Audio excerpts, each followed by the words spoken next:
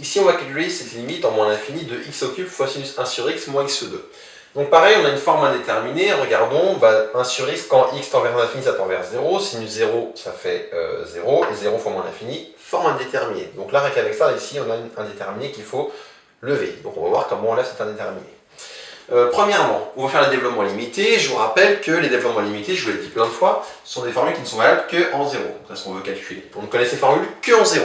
Donc, on peut l'appliquer que sur une quantité qui est proche de 0. Or, il se trouve que ici, quand y tend vers moins l'infini, pardon, pas quand y, si je pose y égale 1 sur x, donc ça, je l'appelle y, quand x tend vers moins l'infini, 1 sur x, ça tend vers 0. Du coup, si je fais un développement limité de sinus y avec y qui vaut 1 sur x, c'est bon, j'aurai bien ce qu'il me faut. Donc on va écrire, et on va faire le développement limité. X au cube, sinus 1 sur x, moins x2, égale. On va peut-être rappeler le développement limité, donc à faire. Je vous rappelle que sinus y, ça commence par y. On va y aller petit à petit. Donc plus petit o de y pour commencer, on va dire que ça va suffire, on va voir si ça suffit ou pas. Donc ici, quand je fais mon développement limité, ça va donner du x au cube, facteur de, donc j'applique cette formule avec y qui vaut 1 sur x, facteur de 1 sur x, plus, je laisse de la place, vous voulez peut-être de comprendre pourquoi, mais dans un premier temps, on va y aller comme ça, naïvement. Plus petit o de 1 sur x, je ferme cette parenthèse, moins x2.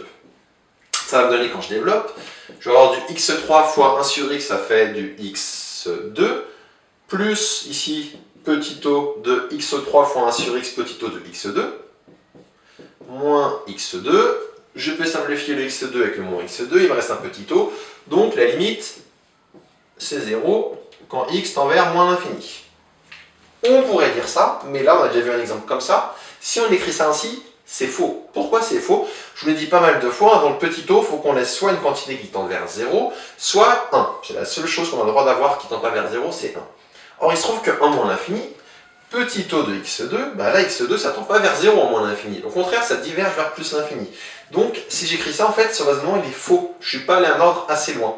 Et en fait, ce que je dois avoir en tête, c'est que comme là, j'ai du x cube en facteur de mon sinus 1 sur x, je dois obligatoirement aller jusqu'à au moins un terme où je vais avoir du 1 sur x au cube, dans mon petit o d'ailleurs. Donc, je suis obligé d'aller au moins jusqu'à cet ordre-là pour écrire quelque chose de rigoureux.